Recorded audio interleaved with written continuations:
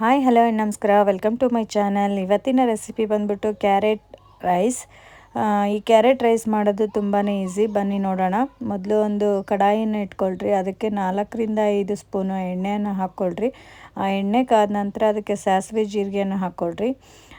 ನಂತರ ಮತ್ತು ಶೇಂಗಾನ ಹಾಕ್ಕೊಳ್ರಿ. ಶೇಂಗಾ ಸ್ವಲ್ಪ ಲೈಟ್ ಬ್ರೌನ್ ಆದರೆ ಸಾಕು, ಜಾಸ್ತಿ ಬೇಯಿಸ್ಕೊಬೇಡ್ರಿ, ಕಪ್ಪಾಗ್ಬಿಡುತ್ತೆ. ನಂತರ ಅದಕ್ಕೆ ಈರುಳ್ಳಿ, ಕರಿಬೇವಿನ ಸೊಪ್ಪು, ಹಾಗೆ 4 ರಿಂದ 5 ಹಸಿಮೆಣ್ಸಿನ್ಕಾಯಿ ಇಷ್ಟನ್ನು ಹಾಕಿ ಫ್ರೈ ಮಾಡ್ಕೊಳ್ರಿ. ನಂತರ ಇದಕ್ಕೆ 4 ರಿಂದ 5 ಕ್ಯಾರೆಟ್, ತುರಿದಿರೋಂಥ ಕ್ಯಾರೆಟನ್ನು ಹಾಕ್ಕೊಂಡು ಚೆನ್ನಾಗಿ ಕಲಿಸ್ಕೊಂಡು ಒಂದು 5 ರಿಂದ 6 ಸೆಕೆಂಡ್ ಬೆಂದರೆ ಸಾಕು.